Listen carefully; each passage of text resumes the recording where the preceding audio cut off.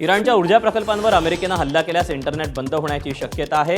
इराणी लष्करानं तसा गंभीर इशारा दिलाय। पर्शियाच्या आखातात समुद्राखाली असलेल्या ऑप्टिकल फायबर वाहिन्यांचे नकाशे इराणी लष्कराकडून सादर करण्यात आले। अमेरिकेनं ऊर्जा प्रकल्पांना लक्ष्य केल्यास या वाहिन्या तोडून टाकू अशी इराणी लष्करानं धमकी दिलेली आहे।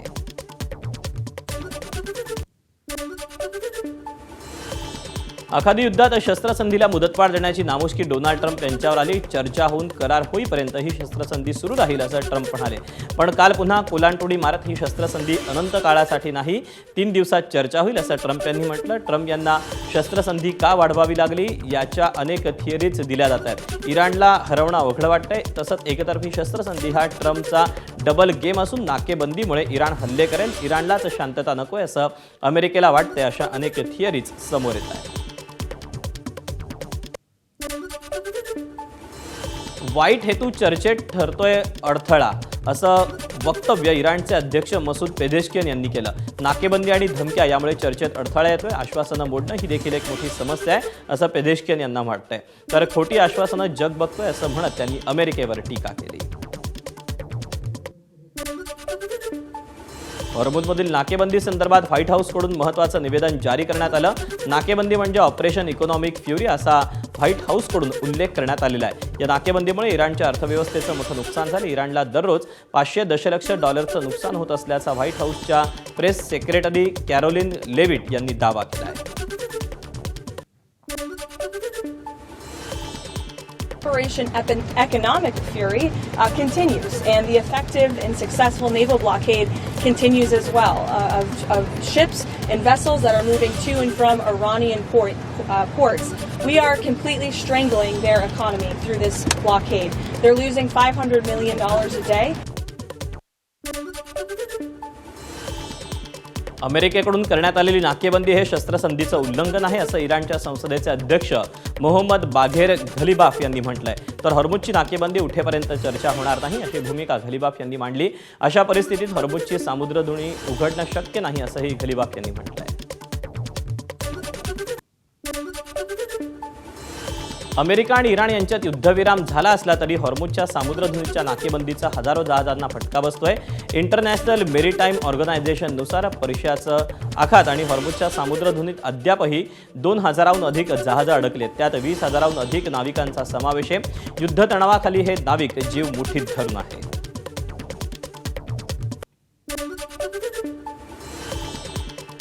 अध्यक्ष डोनाल्ड ट्रम्प यांचं अमेरिकेत रेटिंग घसरलं। 62% लोक ट्रम्प यांच्या कारभारावर नाराज आहेत। 51% लोकांनी ट्रम्प यांच्या मनस्थितीवर सवाल उपस्थित केला।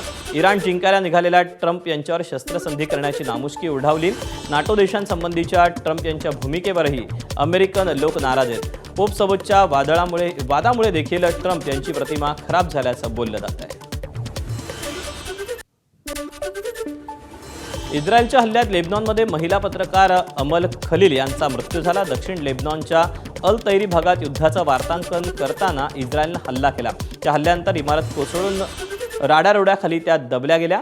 मोठ्या शोधानंतर अमल यांचं शव मिळालं। अमेरिकेतील जन्मसिद्ध नागरिकत्वाच्या मुद्द्यावरून राष्ट्राध्यक्ष डोनाल्ड ट्रम्प यांनी भारताबाबत केलेल्या विधानामुळे नव्या वादाला तोंड फुटलं। ट्रम्प यांनी सोशल मीडियावर एक व्हिडिओ शेअर केला। व्हिडिओमध्ये प्रसिद्ध रेडिओ होस्ट मायकल सेवॅजने मुलांना जन्मसिद्ध नागरिकत्व मिळावेत यासाठी परदेशी नागरिक अमेरिकन कायद्यांचा फायदा घेण्यासाठी शेवटच्या महिन्यात अमेरिकेत येतात असा दावा केला। स्थलांतरित लोक चीन, भारत किंवा या पृथ्वीवरील इतर कोणत्याही नरसदृश्य ठिकाणाहून अमेरिकेत येतात। इथं मुलं जन्माला घालतात जी अमेरिकेचे नागरिक होतात, त्यानंतर ते चीन किंवा भारतात आपल्या संपूर्ण कुटुंबाला बोलावून घेतात असं ट्रम्प यांनी म्हटलंय। यावरून काँग्रेसनं पंतप्रधान मोदींवर टीका केली। ट्रम्प यांचं विधान अत्यंत अपमानजनक आणि भारतविरोधी आहे। पंतप्रधान मोदी यांनी अमेरिकेच्या राष्ट्राध्यक्षांशी बोलून आपला तीव्र आक्षेप नोंदवला पाहिजे असं काँग्रेसनं म्हटलं आहे।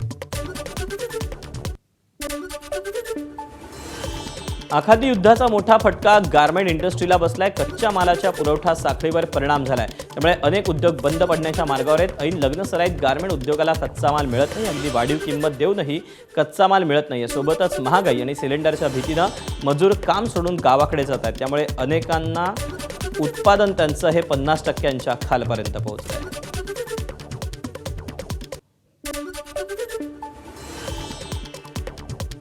सध्या मी नागपूरच्या एका टेक्स्टाईल रेडीमेड इंडस्ट्रीमध्ये आपण बघू शकतो की तिच्या वेगवेगळ्या रेडीमेड शर्ट्स असेल किंवा इतरही वेगवेगळे कपडे, त्यामध्ये विशेष करून सलवार सूट असेल किंवा त्यामध्ये मग शेरवानी असेल, लग्नासाठी लागणारे वेगवेगळे कपडे असेल, त्या तयार करणाऱ्या ज्या उद्योग आहेत त्याच्या मशिनी कशा प्रकारे बंद पडल्याचं आपल्याला पाहायला मिळतं आहे. या उद्योगाला लागणारा जो कच्चा माल आहे तो देखील त्याचा देखील एक तुटवडा या इंडस्ट्रीला सामना करावा लागत आहे. आपल्यासोबत विवेक जैन, आपण त्यांना विचारूया आखाती युद्धामुळे नेमका काय परिणाम पाहायला मिळत आहे. पिछले काफ़ी दो महीने से लगभग युद्ध का हो चुका है, चालू हुए ना, उसका गारमेंट इंडस्ट्रीज़ पे बहुत ज़्यादा फ़र्क पड़ा हुआ है. क्रूड ऑयल नहीं आने के कारण से पॉलिस्टर, हमारा पूरा सूरत बेस कपड़ा आता है. सूरत के अंदर में पूरा पॉलिस्टर बेस है, जो पूरा क्रूड ऑयल पेट्रोलियम पदार्थ ही कहलाता है. उसके अंदर में बहुत ज़्यादा तेज़ी आई हुई है, माल समय पर अवेलेबल नहीं है, बहुत ज़्यादा शॉर्टेज हो रही है. हमारे पूरा जितना भी ऑर्डर है वो समय पर सप्लाई नहीं हो पा रहा है. उसका एक माइनस पॉइंट ये भी आ रहा है कि हमारे पास में जितनी लेबर है उसके पास में भी गैस सिलेंडर ये सब चीज़ नहीं मिलने के कारण ना वो लोग भी अपने गांव वापस चले जा रहे हैं समय पर, क्योंकि हम समय पे उनको सिलने के लिए कपड़ा भी नहीं दे पाते. उसका बहुत ज़्यादा फ़र्क पड़ रहा है हमारे पास. इससे भी आपके लेबर गए जो आए नहीं है, लगभग सब अभी 30 दिन के ऊपर हो गए जो गए हुए हैं, तो अभी वापस नहीं आए. तो क्या डर लगता है? उनको भी यही लगता है डर कि अभी वापस आ रहे हैं, समय पे काम मिलेगा नहीं मिलेगा, सिलेंडर घर की प्रॉब्लम आ रही है, सब चीज़ें आ रही है, महंगाई बढ़ती जा रही है लोग के अंदर में. कपड़ा गारमेंट बहुत ज़्यादा तेज़ी में है. लगन सराय का सीज़न अभी चालू है और 15-20 दिन 25 दिन लगन सराय के बचे हुए हैं. इसके बाद में सीज़न वैसे ही ठंडा हो जाएगा और अभी समय नहीं मिलेगा, तो वो घर पे बैठे हुए हैं काम के लिए.